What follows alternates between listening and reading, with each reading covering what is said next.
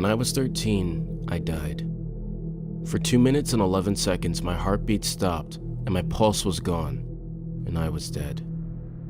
1 second, I was racing my bike along the sidewalk and made a turn to the left to the shortcut across the road. The next, I stared up at a blank ceiling, wrapped in bandages and wires and tubes while some machine beeped next to me in a steady rhythm. I had no recollection of what happened in between. It didn't take long for this little gap in my memory to be filled. My father still can't stop telling me the story any chance he gets. He tells it during dinner, during long car trips, during TV commercial breaks. He tells it to friends and colleagues and strangers at the bus stops. Remember that time you got hit by that car? We were in a panic when we got the call. They said your heart stopped. You were dead, 2 minutes and 11 seconds. Guess that's his way of coping with a traumatic experience. 2 minutes and 11 seconds.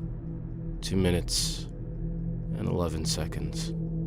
2 minutes and 11 seconds. It didn't take long for that number to start haunting me. Soon it came for me every night. The dream started a few months after the accident. My body was already on its way to complete recovery. I had left the hospital bed behind and returned home. My left leg was still trapped in a cast, and the scars left on my torso would never fade, but that was it.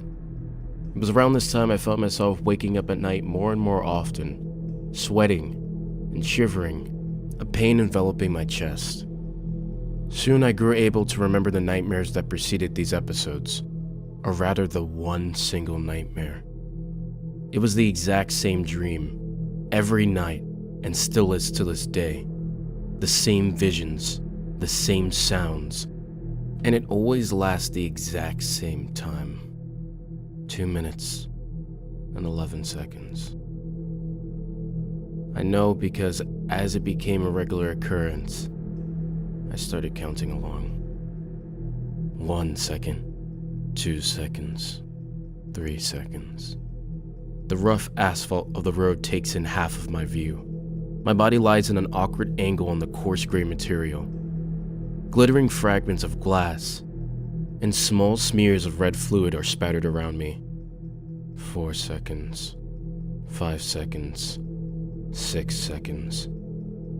People stand around me. Some shuffle for a better view. Others just stay frozen in place, their eyes wide open, their trembling hands squeezed against their lips.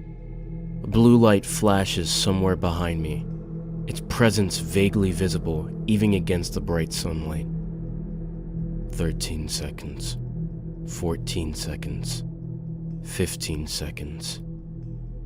A deep pain ripples through me, cold and heavy, as if every bit of warmth slowly bleeds from my body. It radiates from my torso up into my neck, and my head, and my limbs. I want to scream, but my lips refuse to move. They're slightly open. My tongue hangs out on one side. A thick fluid slowly drips from it to the ground. I want to move, but my muscles don't respond. I expect the scent of oil and blood to spread into my nose, but I smell nothing. I smell nothing because no air enters my nostrils. No air enters my nostrils because I've stopped breathing. 28, 29, 30. Growing engines, distant sirens, voices, contorted fragments of noise that make less and less sense. Hands touch me, squeeze against my neck and wrists. I can barely make out the sensation, but it is there. Careful at first, then more and more frantic. Shouts grow louder. More hands, more touches. Shadows fall over me as people draw closer. 55, 56, 57. Someone stabilizes my neck. Someone grabs hold of my arm. Someone slightly lifts my leg. Someone carefully squeezes against my shoulder. With a gentle fluid motion, I am slowly flipped onto my back. The sun sends out its blinding rays. Fabric tears as the shirt is removed from my torso. 125, 126, 127. A man kneels over me, his bright orange vest stained blood. He positions his hand against my chest, then presses down. My body twitches under the impact like a giant rag doll. Another pump, another, then a short pause. Then it starts again. Pump, pump, pump, pause.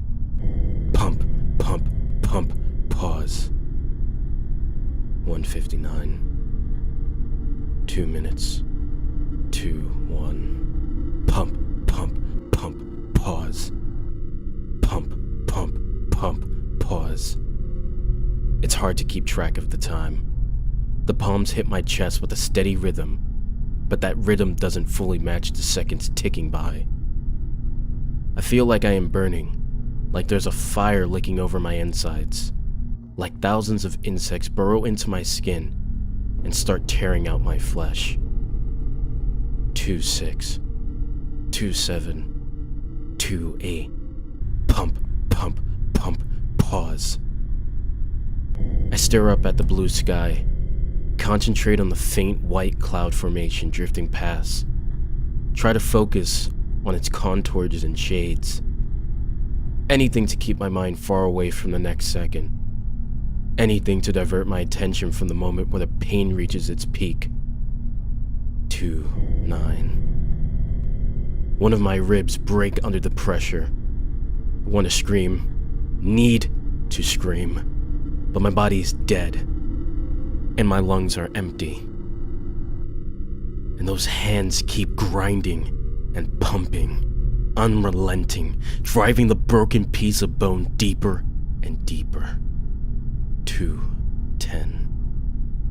Something jolts in my chest, a first flutter of my heart muscle.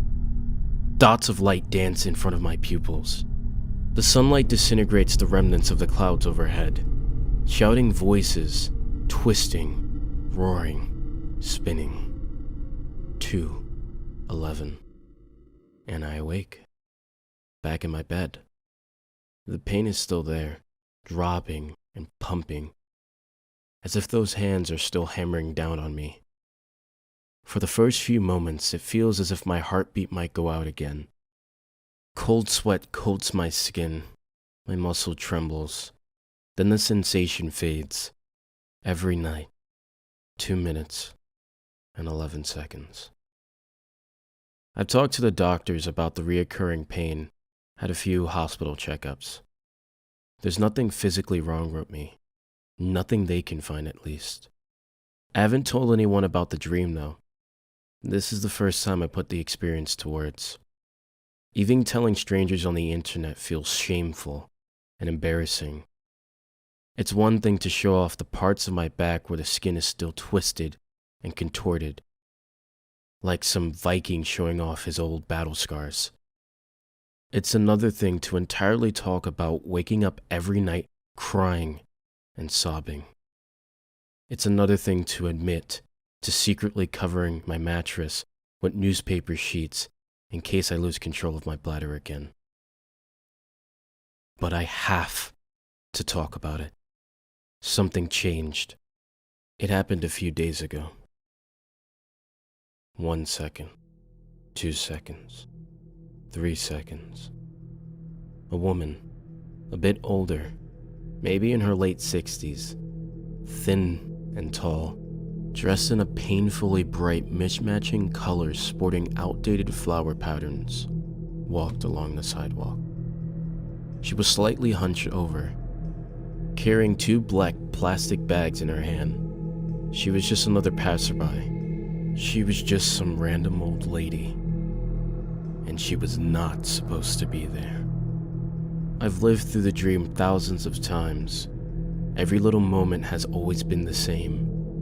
Every detail is burned into my mind, unchanging, unwavering, always the same. This woman was not supposed to be there. She had never been there before. 10, 11, 12. She stopped and looked over. 13, 14, 15. She stood there, staring, then began to slowly walk towards the scene of the accident. Her bag swung back and forth in her hand. Some blackish fluid dripped from one of them with each step. 55, 56, 57. She stopped at the outer edge of the crowd, half hidden between the wall people. The first responders grabbed me, as they always do, and gently flipped me onto my back. I couldn't see her anymore from this new position. The dream continued as it always had. The hand squeezed down on my chest. The cloud drifted across the sky. My rib broke, and my heart fluttered to life, and I woke up. Everything just as always. Except for that woman. She shouldn't have been there. The next night, she was back. This time, she stood in the center of the crowd from the very start. I could see how garish she looked. Her makeup had been painted thick over her aging face. White glittering powder covered her cheeks.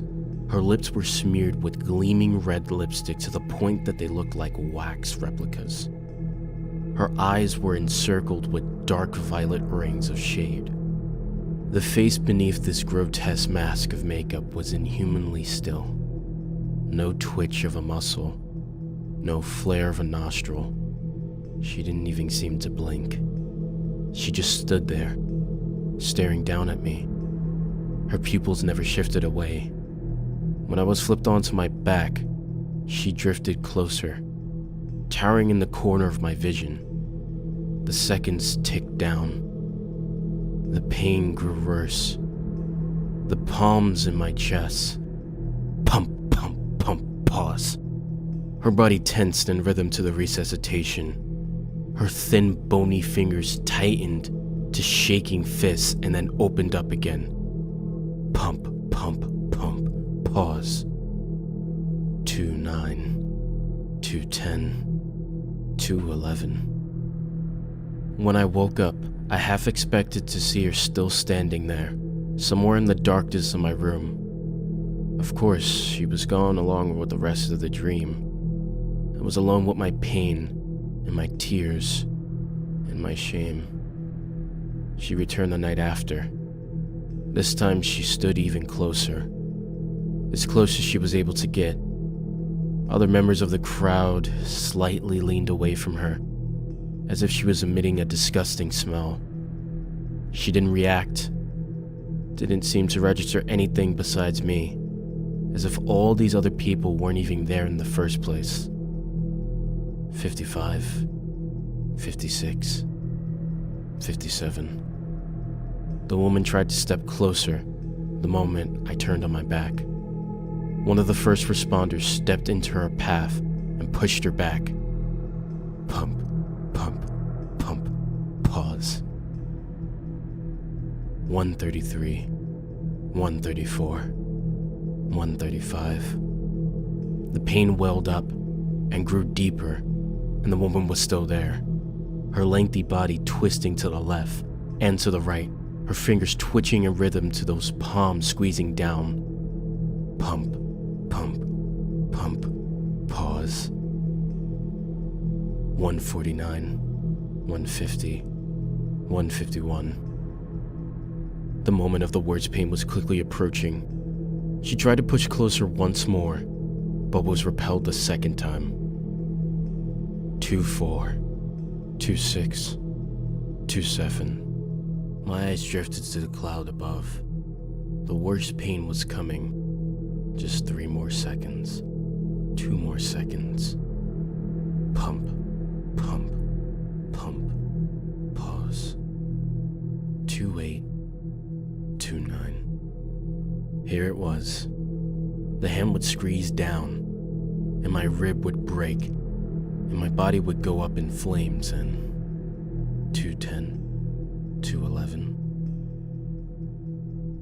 The hand didn't return. My rib didn't break.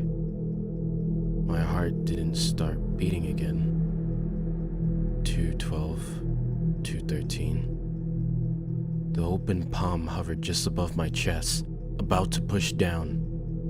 A wrinkly set of fingers gripped its wrists. The woman had managed to push into the circle of the first responders and grab the man just as he was about to administer the last life-giving thrust.